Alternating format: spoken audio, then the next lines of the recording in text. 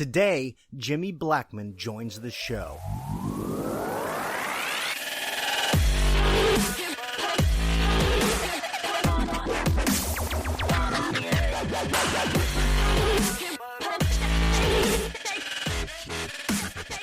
Hey everybody, welcome to CultureCast. Super excited to have you guys here with me.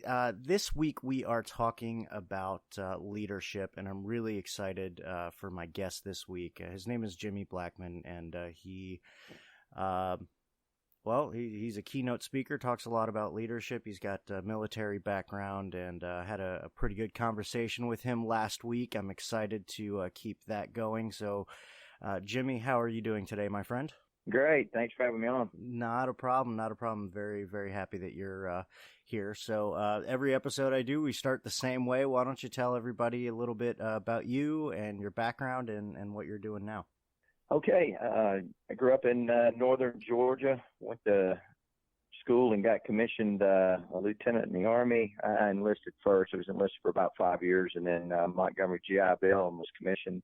Became a rotary wing aviator, helicopter pilot, and spent 30 years in the Army all over the world.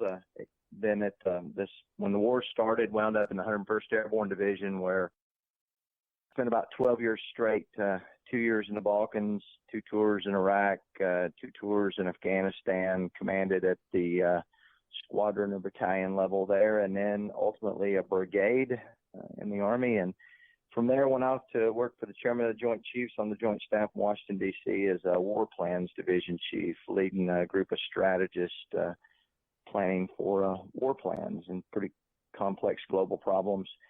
Decided that it was time to move on to the next chapter in life along with my family. Essentially, I've got 4 kids. I'd missed the first two's entire high school career, and I had 2 more coming along. I didn't want to look back in a decade and say, well, I missed all my kids' lives. And so we decided to go a different path. And I'd written 2 books, and the latter, Pale Horse, Hunting Terrorists and Commanding Heroes, 101st Airborne Division, was doing quite well, provided a lot of opportunities for me. And so I went and took 30 years of military experience leading and peacetime and combat, and turned that into some leadership consulting, became a keynote speaker and leadership consultant. So that's where we are today. Got another book with my agent, so I hope to have that out and about, on shelves the next year or so, and we go from there. That's awesome. Yeah, I'm actually on your website as we speak and taking a look at your books. And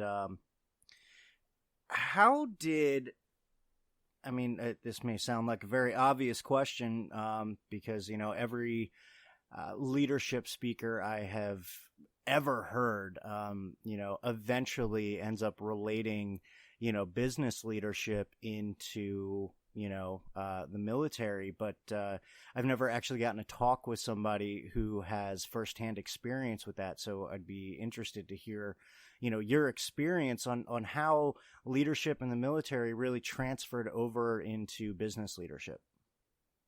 Yeah. So I spend a lot of time talking to CEOs all over the world about this exact thing. They have a preconceived idea that, some of that military stuff probably works and some of it probably doesn't, but what they do in DOD is a lot different than what we do in the business world. And at the end of my half-day session I do with folks, they're absolutely convinced that the attributes of a successful 21st century business, the characteristics of the company, given the complexities and the speed of the 21st century, mirrors the defense industry. It really does, in terms of how you have to shape your business as a leader. But when we get down to just the bare bone basics about leadership, how does it relate? Well, leadership is simply trying to shape human behavior. That's all any CEO is trying to do in his corporation, his business, is to get the most out of his people, maximize their potential, thus maximizing the potential of the organization. That's exactly what a military leader is trying to do. How do I get the old Jim Collins good to great? How do I get the right person in the right seat with the right motivation to maximize their potential and accomplish the mission.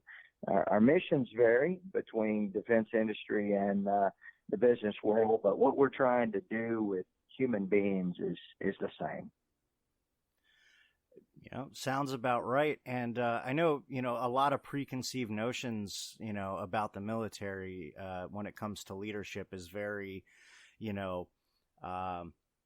very Full Metal Jacket, to be quite frank, barking, barking orders and expecting people to follow them. And, I don't really have too much experience with that, but I know in the business world, I have found that that doesn't work very well, and I'm starting to think that it doesn't really work very well, in military settings either. Is that correct? Yeah, I think you were sitting somewhere when at my last session or something, because I talk about this. I mean, you're drawing out some of the key points, and I show a picture of Patton pointing during World War II, and all these guys are looking at where he's pointing, and it was a very hierarchical world. And when I said earlier about the successful attributes of a 21st century business or a 21st century military,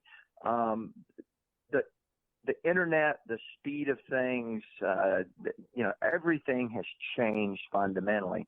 And so back in the hierarchy of the 70s, 80s, 90s in business, they were very C-suite driven. Leaders solved the problems. Leaders gave direction. It was about processes and systems efficiencies. The military mirrored that. It was very hierarchical. I tell people I joined the Forrest Gump Army, where Forrest says, "I just do what you tell me to do, drill sergeant." And that's right. If he's not screaming, you must be doing the right thing. But that has changed. We have become more decentralized. With speed being a factor, we have to trust and empower subordinates to make decisions. That feels very different as a leader. Some leaders become uncomfortable because other people are assuming risk for you. And so it has changed a lot. Also, I spent a lot of time talking about the millennial generation and everything. And, when I was a young lieutenant, 23 years old, right out of college, I never saw my full colonel, brigade commander, much less talk to him. He would put out some guidance that would get passed through about 6 leaders before I finally got told what he said. When I was a full colonel, brigade commander, 2012 to 2015, I did a command climate survey, and of my 140-something lieutenants, I found that their needs weren't being met. Their expectation was to hear it directly from me, to have a relationship with me. I would have never dreamed of that in my generation. So their expectations, right or wrong, is a reality. And how do we meet those needs? How do we inspire them to maximize their potential? The environment's changed, and leaders have to change with it. So, the screaming, yelling, cussing, all of that, it doesn't make you the most successful leader today. And certainly morale within the organization plummets. Yeah, I've worked for a few people who still believe in the screaming, yelling, cussing. In fact, 2 weeks ago, I left one of those places, and I have found, through my observations and my experiences that, really what people want, even necessarily more than a relationship with their leaders is really just the feeling that, their leaders are willing to go to bat for them, and the feeling that they're part of something bigger than themselves. And I think, at least in the business world, if you can instill that feeling in your employees, you can be pretty successful. Yeah. I mean, we talk about trust. Trust is a two-way street, leader to led and led to leader. And it's little simple things. When I go in and observe a leader in their organization with their people, one of the first indicators you can pick up on is which person they speak in. So if you hear a leader up and they're using a lot of I, me, and my, versus we, ours, and us, you can clearly, right off the bat, make some pretty valid assumptions about how those people feel. If it's mine and I, that usually doesn't create the team and the environment that they're looking for, like you said, to be a part of something special and to know that they have ownership in it, buy-in. Yeah. So what do you do if, the leader itself doesn't completely buy into, what the organization is doing? Well, I mean, hopefully a board of directors or something is making sure that that they're buying into the what they're doing. But we talk about. I can go to most any organization and say, "What do you do?" And everybody knows what they do. The question is, do they have vision?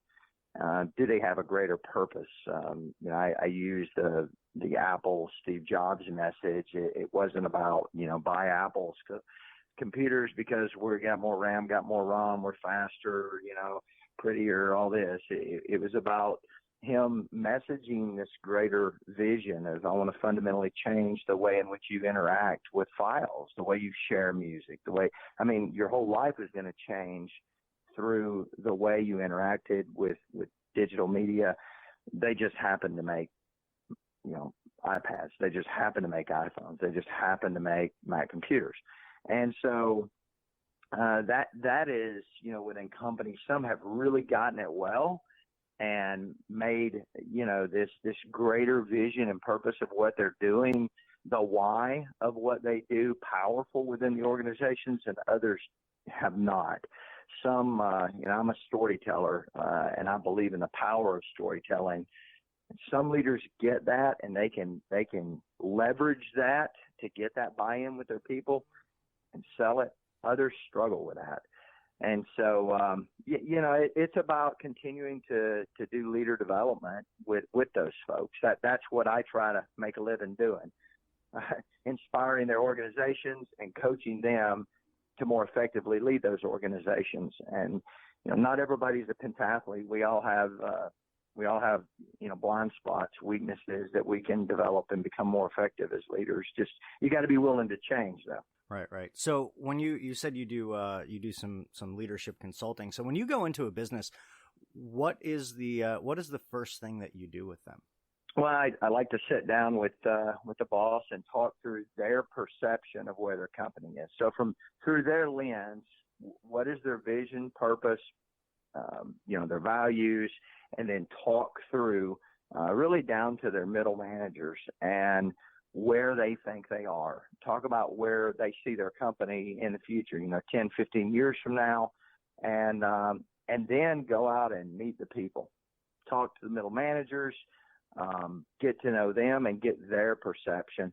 It's interesting that I assumed that they would open up a little bit. Some might be a little nervous about that to a stranger, but I found that I can do things in a company that leaders can't.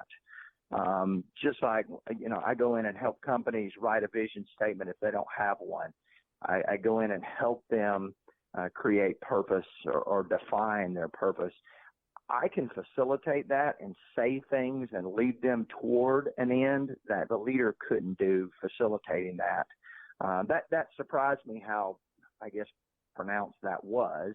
But people open up. They'll talk to you if you gain their trust. And so getting their perspective, and then you start trying to put the dots together and holistically look at an organization and ask if, are they operating at the maximum potential they could, and offer suggestions for, if not, how they work toward getting the most out of everyone. Sounds good. I've always toyed with the idea, and being only 2 weeks into entrepreneurship, haven't really gotten a chance to test it out. But I've on a more personal level, between friends and between, I guess, friends of friends, I've gotten a chance to do a little bit of, I guess I would call it consulting work, more advice giving than anything else. But I found it very beneficial to really, make sure that there's a solid vision of where they want to be. first of all, because when you have that vision, and then go in and kind of audit where you're at, like you were talking about, you can really compare what you're doing, and see, is that bringing you closer to or farther away from your ultimate vision of yourself or your goals or whatever it is. Have you ever toyed with kind of starting with where they want to be rather than where they are? Well, yeah, I mean, that's certainly vision, culture, and climate are my three primary focus areas, and then obviously it's the leadership that make those things become a reality. I guess some of the more it's interesting. Some of the leaders are resistant to change. They think they're not, but one of the first things I ask a guy or gal when I go in is up front: are you willing to change? And when they really just ask straight out, am I willing to change, it feels different. It's because a lot of them are very comfortable. They're very set in their ways. They're making good money. The question is, are they doing as well as they could be? And what I do is obviously a soft science. It isn't the math and engineering side of the business. It isn't the CFO stuff. It's do you have the right employees in the right position, doing the right things, and motivated appropriately, incentivized appropriately to get the most out of them? And so it takes a lot of work. We're talking the culture of an organization there. And, Stephen Covey would tell you, you can change structure overnight. And they may rebel on you, but you can change structure overnight. Changing the culture of an organization is a Herculean task. Unfortunately for CEOs, it can't be delegated. That is something the leader has to do. They have to lead that change, and their behavior will drive a lot of that change. And so it means they're all busy. They all have the same amount of time in the day. Everybody's jam-packed full of stuff. I go through this. Okay, what are you doing that can be delegated? Are you doing the things that only you can do? And then those things that you're doing that someone else can do, why aren't they delegated? Because we need to free up time for you to do things like tell the story, message, counsel, shape the way people behave within the organization. Interesting. So, well, here's actually something that I've never asked before, which is interesting. Give me an example of what you do. Do you have any success stories that really stick out in the forefront of your mind? Something that kind of even blew you away, even though you went in there and kind of knew what you were doing and knew what you were looking for. I'll give you an example of what I consider a success story with a leader who is very very open to change, recognized that they could be better, and really wanted to make a difference in his company. This organization is a global company. They have districts in 8 states in the United States. He has a district manager, a leader of each one of those 8 locations, and they had very different styles of leadership. And he felt that they weren't standardized in their operations, how they messaged the company, the business in different regions of the United States. And so he brought me in and brought all of them in for a 2-day.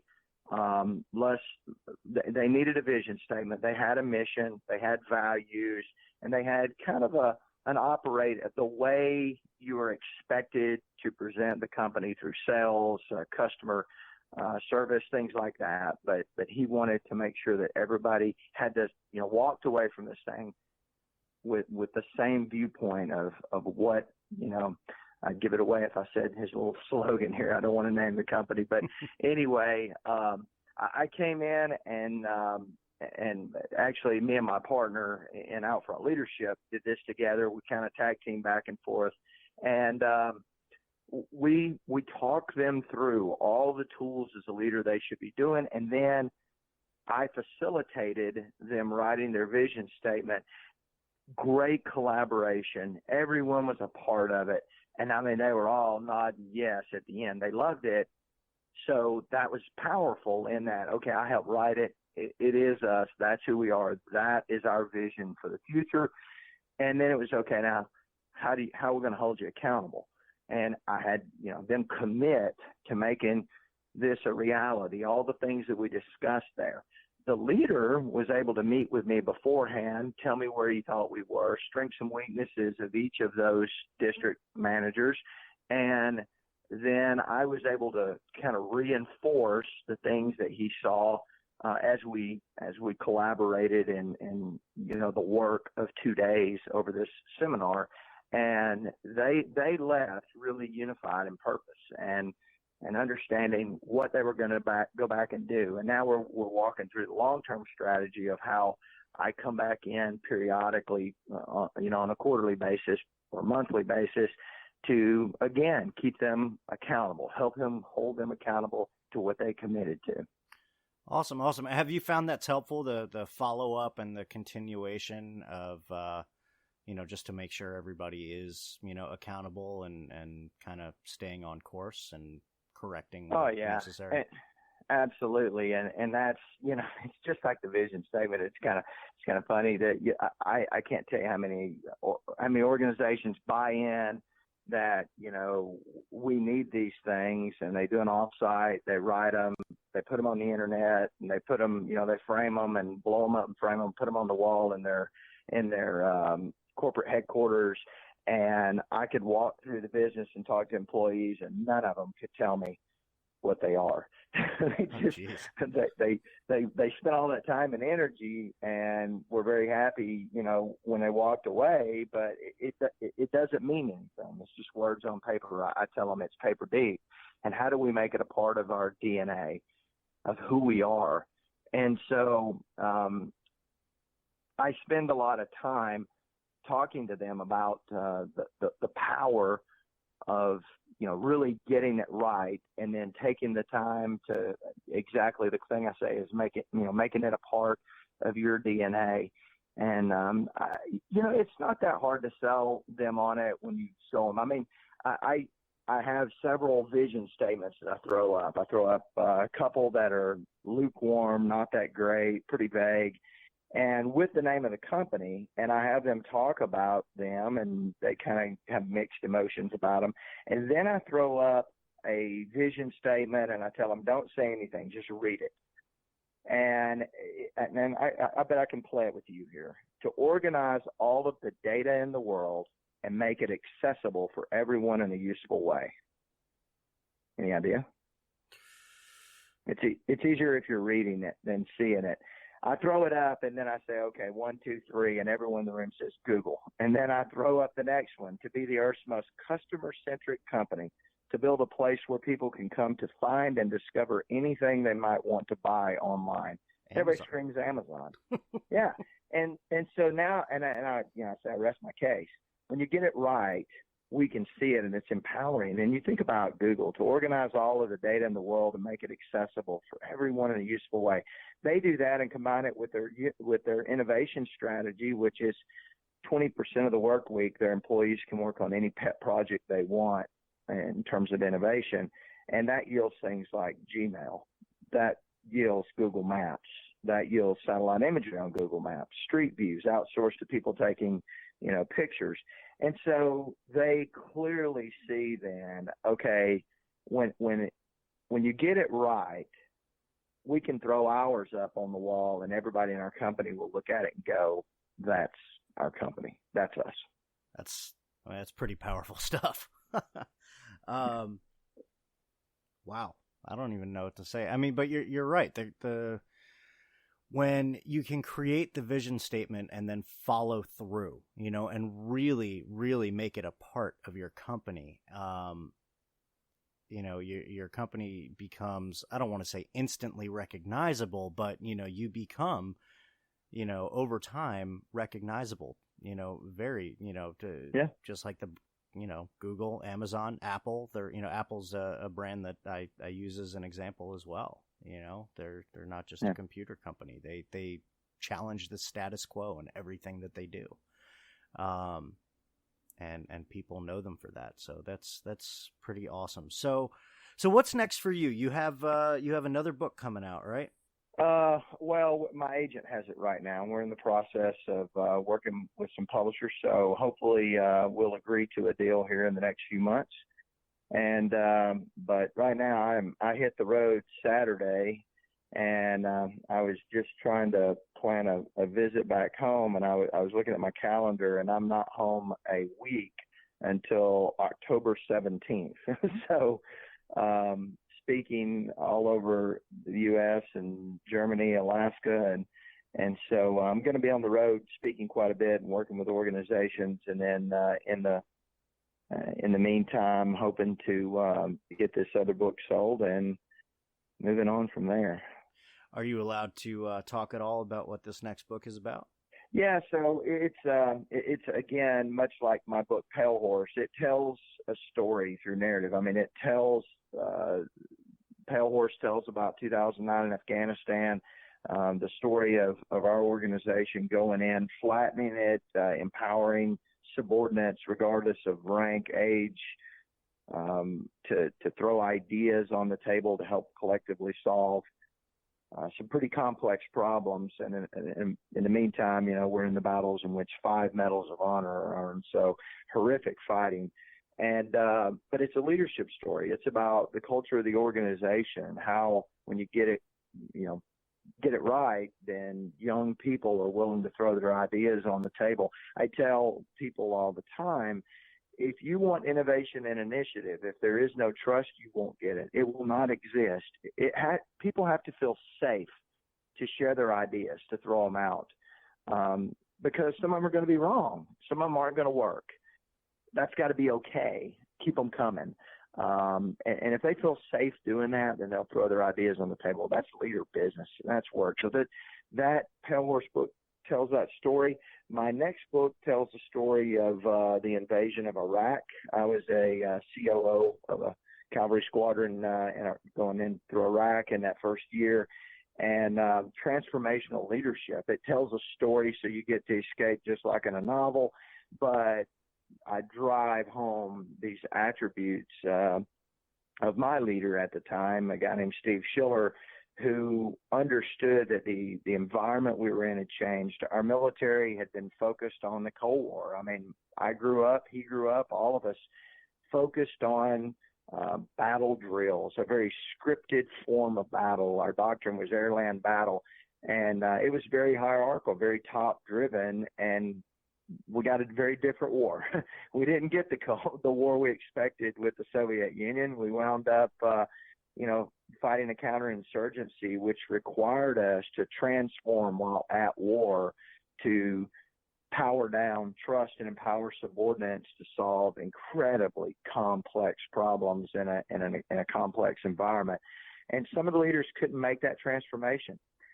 Some of the very senior leaders had grown up and built their career on something they knew very well, that airland battle, the Cold War, and they just couldn't make the transformation. It was challenging for them. So that was a tough time, but we learned some amazing lessons. And this book, through this narrative, draws those lessons out. Awesome.